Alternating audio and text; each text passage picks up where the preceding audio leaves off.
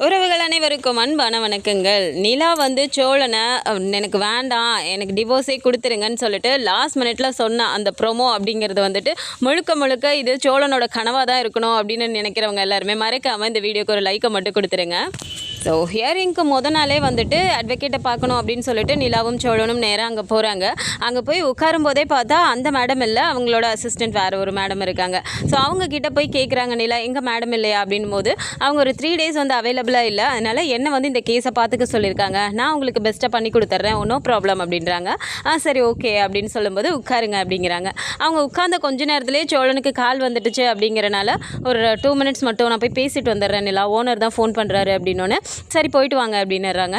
சரி நான் அவரும் எழுந்து ஃபோன் பேச போயிடுறாரு. அந்த டைமில் தான் கரெக்டாக அவங்க கேட்குறாங்க, இப்போ வரைக்குமே நீங்கள் வந்துட்டு அதே முடிவில் தான் இருக்கீங்களா, ஏன்னா 4 வாட்டி நீங்கள் கவுன்சிலிங் போயிட்டீங்க, இல்லை உங்களோட முடிவில் ஏதாவது மாற்றம் இருக்காமா அப்படின்னு கேட்குறாங்க. நிலா வந்து இந்த இடத்துல ரொம்பவுமே ஒரு மாதிரி சைலண்ட்டாக பேசுகிறாங்க. இல்லை மேடம், அதனால தான் உங்களை நான் நாளே பார்க்கலான்னு சொல்லிட்டு வந்தேன் அப்படிங்கிறாங்க. சொல்லுமா அப்படின்றாங்க. இல்லை எனக்கு சோழனை டிவோர்ஸ் பண்ணுறதுல விருப்பம் இல்லை, நான் சேர்ந்து வாழலான்னு இருக்கேன் அப்படிங்கிறாங்க. ஆர் யூ ஷுர் அப்படின்னு சொல்லி கேட்குறாங்க. ஆமாம் மேடம், நிஜமாக தான் சொல்கிறேன் அப்படின்றாங்க. அப்படின்னா நோ ப்ராப்ளம்மா, எப்படி இருந்தாலும் நாளைக்கு நீங்கள் கோர்ட்டுக்கு வந்து தான் ஆகணும், நீங்கள் அங்கே வந்து ஜட்ஜு முன்னாடி நாங்கள் 2 பேரும் சேர்ந்து வாழ போகிறோம் நீங்கள் சொல்லிட்டீங்கனாலே போதும், எல்லா ப்ரொசீஜரும் முடிஞ்சிடும் அப்படிங்கிறாங்க. சரிங்க மேடம், அதனால தான் நான் நாளே பார்த்துட்டு அதுக்கான வேலை என்னென்னு சொல்லலான்னு சொல்லிட்டு தான் நான் இப்போ வந்தேன் அப்படின்றாங்க. சரிம்மா, ஒன்றும் பிரச்சனை இல்லை, நாளைக்கு நீங்கள் 2 பேரும் வந்துடுங்க, வந்துட்டு நீங்கள் சொல்லிட்டீங்கனாலே போதும் அப்படின்னு சொல்லிட்டு இருக்கும்போதே கரெக்டாக சோழன் உள்ளே வந்துடுறாரு. வந்து அவருமே உட்கார்ந்த உடனே ஒன்றும் பிரச்சனை இல்லை, நாளைக்கு தான் நீங்கள் லாஸ்ட்டாக கோர்ட்டுக்கு வர மாதிரி இருக்கும், அதுக்கப்புறம் நீங்கள் கோர்ட்டுக்கு வந்து அலைய தேவையில்லை, காலையில் ஒரு 11 மணிக்கு மட்டும் வந்துடுங்க அப்படிங்கிறாங்க. அப்போ நிலாவுமே பார்த்துட்டு ஓகே மேடம் தேங்க்யூ, நாங்கள் கிளம்புறோம் அப்படின்னு சொல்லிட்டு கிளம்புறதுக்கு முன்னாடி பேமெண்ட்டு கொடுக்குறாங்க. அப்போது சோழனுக்கு முகமே ஒரு மாதிரி ஆகுது. என்ன நிலா, இந்த பணம் கொடுக்கறதுக்காக தான் இப்போ கூட்டிகிட்டு வந்தியா அப்படின்னு சொல்லி கேட்குறாரு. ஏன்னா நிலா பேச வந்த விஷயம் என்ன அப்படிங்கிறதே வந்துட்டு சோழனுக்கு தெரியல. ஆமாம், அப்புறம் நாளைக்கோட அங்கே கேஸ் முடிஞ்சிடும்ல, அப்போ நாளைக்கு அங்கே வச்சா நம்ம பணம் கொடுத்துட்ருக்க முடியும், அதனால தான் நான் இங்கே கொடுத்துடலான்னு வந்தேன் அப்படின்னு சொல்லிட்டு வாங்க போகலாம் அப்படின்னு சொல்லி கூட்டிகிட்டு வராங்க.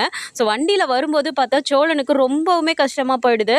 எப்படி தான் நம்மக்கிட்ட பேசினாலும் பழகினாலும் வீட்டை விட்டு போக மாட்டேன் அப்படிலாம் என்ன தான் சொன்னாலும் எல்லாமே வந்து அந்தந்த நேரத்துக்குங்கிறக்காக நிலா சொல்லியிருப்பாளோ, அப்படின்னா நம்ம பண்ண எதுவுமே வந்து அவளுக்கு பிடிக்கலையா, நம்மளை கொஞ்சம் கூட பிடிக்கல போல இருக்கே, கடைசி ஹியரிங்க்கு கூட வந்துட்டு வந்து பேசிட்டு இந்த மாதிரி ஒரு முடிவு எடுத்துட்டாலே அப்படிங்கிற மாதிரி ரொம்பவுமே டவுன் ஆகிட்டே அவர் வண்டி ஓட்டிகிட்டே வராரு. அப்போது நிலா வந்து போயிட்டே இருக்கும்போது சோழன் எதுவுமே பேசாமல் போயிட்டே இருக்காருங்கிறது நிலாவுக்கே ஒரு மாதிரி இருக்கு. சோழன் என்ன அமைதியாக போயிட்டுருக்கீங்க அப்படிங்கிறாங்க. வேறு என்ன பண்ண சொல்கிற நிலா அப்படின்றாங்க. அதோ அங்கே பாருங்கள் பானிபூரி விற்கிறாங்கல்ல, அங்கே போய் சாப்பிட்டு போகலாமா அப்படிங்கிறாங்க. பானிபூரியா, என்ன நிலா அப்படிங்கிறாங்க. ஏன் பானிபூரி சாப்பிடக்கூடாதா அப்படின்றாங்க. இல்லை ரோட்டு கடையில் நின்னா உனக்கு ஓகேவா அப்படிங்கிறாரு. பரவாயில்ல வாங்க சாப்பிட்டு போகலாம் அப்படின்னு சொல்லிட்டு இப்போ நேராக போயிட்டு பானிபூரி 2 வாங்கிட்டு அப்படியே சாப்பிட்றாங்க. சாப்பிடும்போது பார்த்தா நிலா வந்து சோழனை கவனிக்கிறாங்க. அப்போ சோழனோட முகமே ஒரு மாதிரி இருக்கா, சாப்பிடாம அப்படியே கையிலே வச்சிட்டு இருக்கதை பார்த்த உடனே இப்போ நிலா பார்த்துட்டு சோழன் என்ன சாப்பிடாம கையிலே வச்சிட்டு இருக்கீங்க, சாப்பிடுங்க அப்படிங்கிறாங்க. இல்லை நிலா, எனக்கு ஒரு மாதிரி இருக்கு, இந்த இதையும் சேர்த்து நீயே சாப்பிடு அப்படிங்கிறாங்க. போதும், எனக்கு இதுவே போதும், நீங்கள் அதை சாப்பிடுங்க, ஏன் என்ன இப்போ உங்களுக்கு அப்படிங்கிறாங்க. இல்லை அதெல்லாம் ஒன்றும் இல்லை, நாளைக்கு கண்டிப்பாக கோர்ட்டுக்கு போயே ஆகணுமா அப்படிங்கிறாங்க. என்ன சோழன், கண்டிப்பாக நாளைக்கு போயே ஆகணும், ஆரம்பித்தது நம்ம தானே, அப்போ முடிச்சு வைக்கிறது நம்மளோட வேலை தானே, கோர்ட்டுக்கு போகாமல் இருந்தால் அதை கோர்ட்டை அவமதிக்கிற மாதிரி ஆகாதா, கண்டிப்பாக நாளைக்கு போய் தான் ஆகணும், காலையில் 11 மணிக்கு நம்மளை வர சொல்லியிருக்காங்கல்ல, எந்த வேலை இருந்தாலும் போஸ்ட்போன் பண்ணிவிடுங்க, நம்ம கிளம்பணும் அப்படின்றாங்க. அப்போவே சோழனுக்கு ஒரு மாதிரி ஆகுது. என்ன தான் நம்ம சொன்னாலும் கொஞ்சம் கூட இறங்கியே வரமாட்டேங்கிறாள் கல் நெஞ்சக்காரி அப்படின்னு நினச்சிக்கிட்டு அங்கே பணத்தை கொடுத்துட்டு நேராக வீட்டுக்குமே வந்துடுறாங்க. ஸோ வீட்டுக்கு வந்த உடனே பார்த்தா சேரன் பார்க்குறாரு. பார்த்துட்டு 2 பேரும் வரதை பார்த்த உடனே என்னடா சோழா வெளியே போயிட்டு வந்தீங்களா அப்படிங்கிறாங்க. அப்படி சோழனோட முகமே ஒரு மாதிரி இருக்குது. அவர் எதுவுமே பேசாமல் சாவியை மட்டும் போய் மாட்டிட்டு அப்படியே போய் உட்காந்துடுறாரு. டேய் சோழா, என்னடாச்சு, நிலா என்னப்பா அப்படிங்கிறாங்க. ஒன்றும் இல்லைண்ணே, அட்வொகேட்டை போய் பார்த்துட்டு வந்தோம், நாளைக்கு லாஸ்ட் ஹியரிங் வருதில்ல, கோர்ட்டுக்கு போகணும் காலையில் அப்படிங்கிறாங்க. அப்படி எல்லாரோட முகமுமே ஒரு மாதிரி மாறி போயிடுது. சேரனுக்கு அப்படி ரொம்ப ஒரு மாதிரி கஷ்டமாக போயிடுது.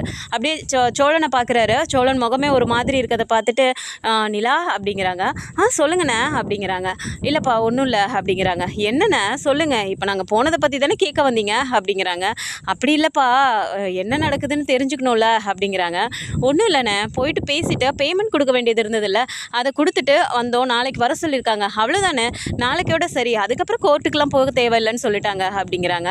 ஓ சரிப்பா அப்படின்னு சொல்லிட்டு சோழனோட முகத்தையும் ஒரு மாதிரி பார்த்துட்டு நேராக கிச்சனுக்கு போயிடுறாரு. அதுக்கப்புறமா சோழனுக்கு திரும்ப ஓனர்கிட்ட இருந்து கால் வருது, ஒரு சவாரி இருக்குது வாடான்னு சொல்லி சொல்லி கூப்பிட்ட உடனே சோழன் எழுந்து போயிடுறாரு. இப்போது நிலா நின்றுட்டு இருக்கும்போது நேராக சேரனே போய் பேசுகிறாரு. நிலா ஒரு நிமிஷம்ப்பா உங்ககிட்ட கொஞ்சம் பேசணும் அப்படிங்கிறாங்க. சொல்லுங்கண்ணே அப்படின்னோடனே, இல்லைப்பா நீ சோழன் கூட சேர்ந்து வாழணும்னு தான் எங்கள் எல்லாருக்கும் ஆசையாக இருக்குது. நாளைக்கு நீ போயிட்டு அங்கே டிவோர்ஸ் வேணான்னு சொல்லிடுறேன்ப்பா.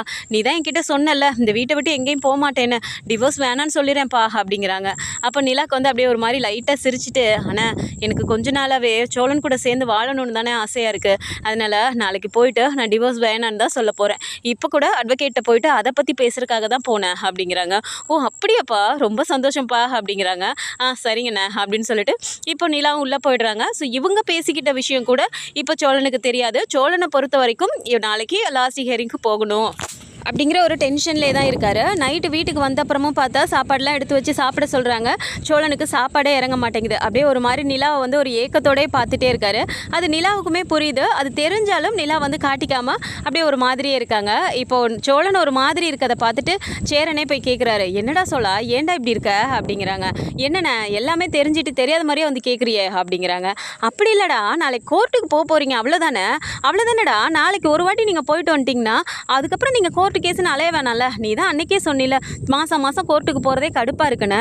இனிமேல் நாளைக்கு நீ போயிட்டு வந்துட்டேன்னா அதுக்கப்புறம் கோர்ட்டுக்கு போகிற வேலையே இல்லைல்ல, டென்ஷன் ஆகாதடா, ஃப்ரீ ஆயிரு அப்படின்னு சொல்லிட்டு சேரன் இப்படி சொல்லிட்டு போயிடுறாரு. சோழனுக்கு இதை கேட்டோடனே ரொம்ப கடுப்பாகுது. அப்போ நம்ம வந்து யாருமே நம்மளோட கஷ்டத்தை புரிஞ்சுக்க மாட்டேங்கிறாங்களே. அண்ணனும் வந்து பரவாயில்ல எது நடந்தாலும் சரி கோர்ட்டுக்கு போகாமல் இருந்தால் போதுங்கிற மாதிரிலாம் அண்ணன் பேசிட்டு போகுது அப்படிங்கிற மாதிரி இன்னும் கொஞ்சம் கடுப்பாயிடுறாரு. நிலா வந்து அப்படியே போய் படுத்துடுறாங்க. மறுநாள் காலையில் எழுந்து இப்போ கோர்ட்டுக்கு ரெடி ஆகிடுறாங்க. அப்போ வந்துட்டு சோழனோட முகமே ஒரு மாதிரி இருக்கதை நிலாவுமே பார்த்துக்கிட்டே தான் இருக்காங்க. இப்போ கிளம்புன உடனே, என்னப்பா நிலா கிளம்பிட்டீங்களா அப்படிங்கிறாங்க. ஆமாண்ணே டைம் ஆகிடுச்சுல, கிளம்பிடுறோம் போயிட்டு வந்துடுறோம் அப்படிங்கிறாங்க. சரிப்பா பார்த்து பத்திரமா போயிட்டு வாங்க அப்படிங்கும்போது இப்போ சோழனுமே அப்படியே போயிட்டு வண்டி எடுக்க போகிறாரு. அப்படியே ஒரு மாதிரி உம்முனே போகிறத பார்த்துட்டு இப்போ சேரன் நிலா கிட்டே கேட்குறாரு, என்னப்பா அவன் ஏன்ப்பா இப்படி உம்முனே இருக்கான் அப்படிங்கிறாங்க. அண்ணா நான் உங்ககிட்ட சொன்ன விஷயம் இன்னும் அவருக்கு தெரியாது, அதனால தான் அப்படி உம்முன்னு இருக்காரு அப்படிங்கிறாங்க. ஓ அப்படியாப்பா, பாவம்ப்பா சோழன், நான் வேணா சொல்லட்டுமா அப்படிங்கிறாங்க. அண்ணா அதெல்லாம் நீங்கள் எதுவும் சொல்ல வேணாம், விடுங்க கொஞ்ச நாள் அப்படி டென்ஷன்லேயே சுற்றிட்டோம். என்னென்ன மாதிரிலாம் ஏமாத்தினாரு, அப்படி கொஞ்ச நேரம் டென்ஷன்லேயே இருக்கட்டும், அங்கே போய் அவர் எப்படி இருந்தாலும் தெரிஞ்சுக்க தானே போகிறாரு, பரவாயில்ல விடுங்கண்ணே பார்த்துக்கலாம் அப்படின்னு சொல்லிட்டு இப்போ அவங்க கிளம்பி போயிடுறாங்க. ஸோ கோர்ட்டுக்கு போனதுக்கப்புறமா பார்த்தா கரெக்டாக ஹியரிங்க்கு கூப்பிட்டுறாங்க. 2 பேரும் முன்னாடி போய் நிற்கும்போது ஜட்ஜு இப்போ கேட்குறாங்க. ஏன்னா ஜட்ஜுக்கிட்ட முன்னாடியே சொல்லிட்டாங்க இந்த மாதிரி அவங்க டிவோர்ஸ் வேண்டான்னு சொல்லிட்டாங்க, சேர்ந்து வாழ்கிறாங்களான்னு சொல்லிட்டு அட்வொகேட் சொன்னதை வச்சுட்டு ஜட்ஜுமே ஓகேங்கிற மாதிரி தான் இருக்காங்க. இருந்தாலும் ஒரு ப்ரொசீஜருக்காக கேட்கணுமே அப்படிங்கிறதுக்காக நீங்கள் உங்களோட முடிவில் ஏதாவது மாற்றம் இருக்கா, இல்லை அதே தான் தொடர போகிறீங்களா அப்படின்னு சொல்லி கேட்குறாங்க. அப்போ சோழனுக்கு வந்துட்டு ஒரு மாதிரி இருக்க, நம்ம வந்து வேண்டான்னு சொல்லிடலாம் அப்படிங்கிற மாதிரி அவர் சிரிச்சுக்கிட்டே ஸ்டார்ட் பண்ண போகிறாரு. ஆனால் அதுக்கு முன்னாடி நிலா வந்து டக்குன்னு என்ன சொல்லிடுறாங்கன்னா, இல்லை எனக்கு டிவோர்ஸ் வேணும் அப்படின்ற மாதிரி சொல்லிடுறாங்க. இதை கேட்டதுமே சோழனுக்கு அப்படியே ஒரு மாதிரி ஷாக் ஆகிடுது. என்ன இவ இப்பயும் அதே தான் சொல்லிட்டால, நம்ம நினச்ச மாதிரியே நடந்துருச்சு, அப்போ இதுக்கு தான் அவள் கூட்டிகிட்டு போனாலா அப்படிங்கிற மாதிரி அவருக்கு அப்படியே ஒரு மாதிரி ஆகுது. அப்போது அங்கேருந்து அட்வொகேட் என்ன பண்ணிடுறாங்கன்னா, என்னம்மா நிலா நேற்று தான் என்கிட்ட வந்துட்டு உனக்கு டிவோர்ஸ் வேண்டாம், நீ சோழன் கூட சேர்ந்து வாழ போகிறேன்னு சொல்லி என்கிட்ட சொன்னேன், அதுக்கான ப்ரொசீஜர் என்னவோ பாருங்க அப்படின்னு என்கிட்ட வந்து சொன்னேன். ஆனால் இப்போ வந்து ஏமா இப்படி மாற்றி சொல்கிற, ஒரு நாள் நைட்டுக்குள்ளே என்னம்மா நடந்துச்சு அப்படின்னு சொல்லி கேட்குறாங்க. அப்போ நிலா வந்து சோழனை பார்க்குறாங்க. சோழனுக்கு ஒன்றுமே புரியல. என்னது நேற்று போயிட்டு அவங்கக்கிட்ட நிலா இதை தான் பேசினாலா, அப்படின்னா நம்ம ஃபோன் பேச எழுந்து போனதுக்கப்புறமா நிலா அவங்கக்கிட்ட இதை பற்றி பேசியிருக்கா அப்படிங்கிற மாதிரி யோசிச்சுட்டு நிலா அப்படிங்கிறாரு. என்ன சோழன் அப்படிங்கிறாங்க. அப்படின்னா நேற்று நீ அவங்கக்கிட்ட அப்படி தான் சொன்னியா அப்படிங்கிறாங்க. ஆமாம்ப்பா சோழன், நேற்று என்கிட்ட உங்கள் ஒய்ஃப் அப்படி தான் சொன்னாங்க, ஆனால் இப்போ வந்து இப்படி மாற்றி பேசுகிறாங்க, எனக்கு ஒன்றுமே புரியல, என்னம்மா ஜட்ஜு முன்னாடி ஏமா அப்படி வந்து சொல்லிட்டுருக்க அப்படிங்கிறாங்க. ஒரு நிமிஷம் மேடம் அப்படின்னு சொல்லிட்டு, இல்லை மேடம் நான் போன வாட்டி லாஸ்ட் ஹியரிங்க்கு வந்திருந்தப்போ இவர் தான் வந்துட்டு எனக்கு நான் டிவோர்ஸ் கொடுக்கறதுக்கு சம்மதம்னு சொல்லிட்டு இவர் தான் சொன்னார். போன தடவை நான் எதுவுமே பேசலை, எங்கள் முடிவில் எந்த மாற்றமும் இல்லை அப்படின்னு சொல்லிட்டு இவர் தான் சொன்னார். இப்போது லாஸ்ட் ஹியரிங்க்கு வந்திருக்கோம், என்னோட சம்மதம் என்ன அப்படிங்கிறத நான் இவங்கக்கிட்ட நேற்றே சொல்லிட்டேன், ஆனால் இவர் இன்னும் வாயை திறக்காமல் இருக்காருல்ல, அவர்கிட்ட முதல்ல சம்மதமானு கேளுங்க அப்படின்னு சொல்லி சொல்கிறாங்க. அப்போ சோழனுக்கு அப்படியே பறக்குது மனசே. நிலா இதுக்காகவா நீ வெயிட் பண்ணிட்டு இருந்தா, நான் அதை தானே சொல்ல வந்தேன் அப்படிங்கிற மாதிரி யோசிச்சுட்டே பார்க்குறாரு. என்ன சோழன் நீங்கள் என்ன சொல்கிறீங்க, உங்கள் ஒய்ஃப் கூட சேர்ந்து வாழ்கிறதுக்கு உங்களுக்கு சம்மதமாப்பா, ஏன்னா 2 பேருமே மியூச்சுவலில் தான் வந்துட்டு அப்ளை பண்ணியிருக்கீங்க, அதுக்காக தான் கேட்குறோம் அப்படிங்கிறாங்க. அப்போ சோழனுக்கு அப்படியே ஒன்றுமே புரியல. அப்படியே ஒரு மாதிரி நின்றுட்டே இருக்காங்க.